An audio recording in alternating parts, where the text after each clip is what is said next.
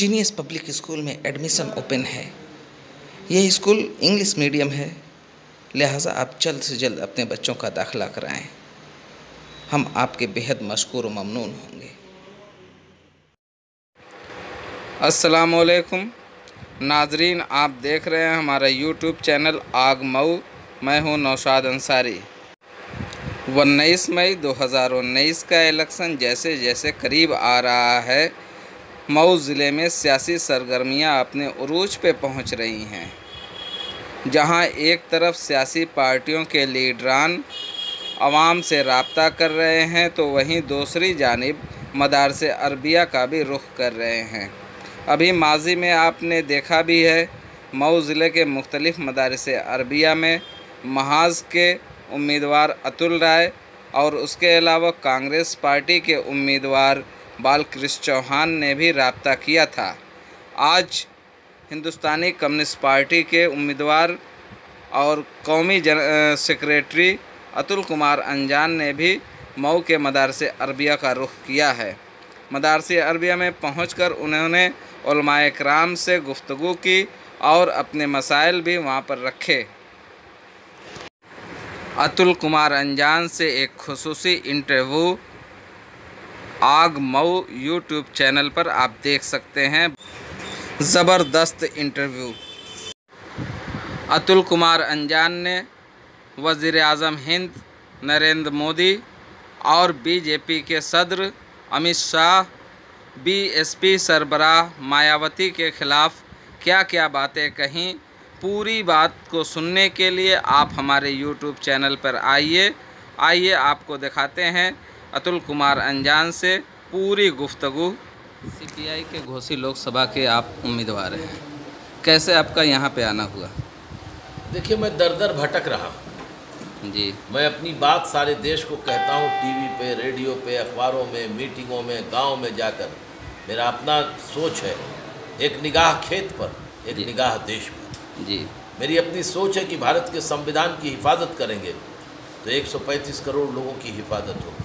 मेरा ये मानना है कि संविधान, भारतीय संविधान के निर्माताओं ने जो भारत को सार्वभौमिक, लोकतांत्रिक, धर्मनिरपेक्ष, समाजवादी गणराज्य बनाया है, वो इस देश के सभी 135 करोड़ लोगों की रक्षा करने की एक गारंटी है। मेरा ये मानना है कि इसे अगर कमज़ोर किया जाएगा तो देश की एकता और अखंडता कमज़ोर होगी। अगर इसको बदलने के लिए जो शक्तियाँ, दक्षिणपंथी शक्तियाँ, संकीर्णतावादी शक्तियाँ, धार्मिक संकीर्णतावादी शक्तियाँ और पूंजीवाद की समर्थक शक्तियाँ हैं, उनके खिलाफ हमें मजबूती से लोगों को गोलबंद करना चाहिए, उसमें सभी को आगे बढ़ना चाहिए। इसलिए हम इस बात को लेकर के चारों तरफ घूम रहे हैं। हमारा ये मानना है कि गांधी जी जब हिंदुस्तान आए थे तो गांधी जी को राष्ट्रीय आज़ादी में ले जाने का काम जमात-ए-उलमा हिंद ने किया था।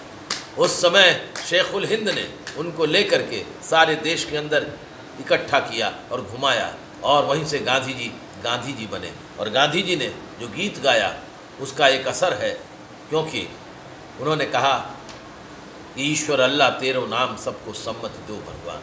महात्मा गांधी राष्ट्रपिता कहलाए क्योंकि वो एक कंपोजिट कल्चर, मिलीजुली सभ्यता, भारत की तमाम अस्मिता, भारत की बनावट, सभी धर्मों को साथ लेकर चलने की उनकी कोशिश थी, जिसके तहत उन्होंने इस गीत को गाया था। एक सवाल मेरा हमारे देश में आज की सत्तारूढ़ पार्टी राष्ट्रपिता महात्मा गांधी को उसका तोतला अध्यक्ष और हमारा ये नाबालिग प्रधानमंत्री नरेंद्र मोदी और उसका ये सहयोगी अमित शाह कहता है महात्मा गांधी एक चतुर बनिया था। मेरा इस पर सख्त एतराज़ है। एक सवाल मेरा है कि जब इलेक्शन आता है तो तमाम सियासी जमात के लोग मदारिस को याद करते हैं।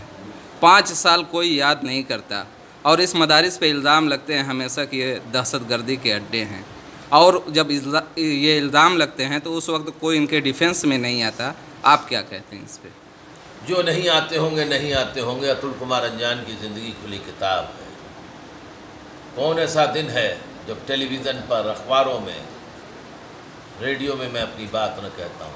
कौन है जिसने निमेश कमीशन के खिलाफ सरकार की छुपी, जिसे मायावती ने पास नहीं होने दिया, साया नहीं होने दिया, निमेश कमीशन की रिपोर्ट को, जिसमें संजरपुर की घटनाओं से लेकर के वो 2 नौजवानों को मारा गया था, उसकी पूरी रिपोर्ट मैंने साया की थी। क्या ये कमजोरी की निशानी थी? अगर मैं अखलाक की बात करता हूँ मेरठ की, अगर मैं पहलू खान की हिफाजत के लिए सबसे पहले पहुँच जाता हूँ और उसके साथ हुए जुल्म की कहानी देश को बताता हूँ, और अकबर को किस तरह से मारा गया इसकी दास्तान दुनिया को समझाता हूँ, तो मैं समझता हूँ इन मदारिसों से ज़्यादा मैं इंसानियत के लिए खड़ा होता हूँ, और इंसानियत के लिए ही ये मदारिस बना है। ये आपने कहा कि मायावती को वोट नहीं करना चाहिए, इसके पीछे लॉजिक क्या है आपका? वोट करो या ना करो, इससे उनसे मतलब है। ये उनसे पूछिए जो तमाम धर्मों को कह रहे हैं। अली और बजरंग बली, अभी लोगों को याद आ रहा है कि बजरंग बली दलित थे, बजरंग बली देव आदिवासी थे, बजरंग बली श्रीलंका के थे। एक साहब है भुक्खल नवाब, समाजवादी पार्टी के अंदर बड़े मसाजवादी नेतृत्व कर रहे थे। वो कह लगे बजरंग बली मुसलमान थे, भारतीय जनता पार्टी में चले गए थे। तो हमारा काम भगवान की जात पता करना है, या भगवान ने और खुदा ने जो रास्ता बताया उस पर चलने का है। तो मैं तो इन खप्तुल हवासों से कहना चाहता हूँ कि यह खिलवते हिंदुस्तान की रोशन मीनारा, ज़रा समझ से काम करो, ज़रा समझ से काम करो। इन मदरसों में वैज्ञानिक मॉडर्न एजुकेशन की ज़रूरत है, दीनी तालीम की ज़रूरत है, दुनिया से इसको दो चार करने की ज़रूरत है, साइंस और टेक्नोलॉजी से चार करने की ज़रूरत है, मॉडर्न मेडिसिन से को पढ़ें और समझें। इसके लिए नए दानिश्वर पैदा करके लड़के और लड़कियों को आगे बढ़ाने का काम इन मदरसों का है। इसे गलत निगाह से मत देखो, इसे मुल्क की सालमियत के साथ जोड़ कर देखोगे, छोटे दिल से देखोगे तो आपको लगेंगे कि दहशतगर्दी के अड्डे हैं, और भारत के संविधान को ध्यान में रख के बड़े दिल से इस मुल्क को चलाने की बात सोचोगे तो लगेगा कि तालीम के ये बुनियादी इदारे हैं। बसपा के खिलाफ इतना सख्त आपका बयान आता है, क्यों ऐसा है? मेरा कोई बयान किसी से खिलाफ नहीं आता। नहीं, अभी आपने कहा कि बसपा को वोट मत करें। कहना, मैं सिर्फ इतना पूछती हूँ कि आप मुसलमानों के खिलाफ वोट ट्रांसफर कराएंगे, आप 3 बार बीजेपी के साथ मिल करके उत्तर प्रदेश की मुख्यमंत्री बनेंगी, आपको क्या लगा है जरा मैं जानना चाहता हूँ। इस बार बहन जी ने कहा कि मुसलमानों का वोट बंटना नहीं चाहिए, क्या कहते हैं? सबके लिए क्या जरूरत है? यही सब वो लोग हैं जो ताकत देते हैं मोहन भागवत को। ये मोहन भागवत की बहन जी मोहन भागवत की हैं क्या? मोहन भागवत ने भी परिवार नहीं बनाया, बहन जी ने भी परिवार नहीं बनाया।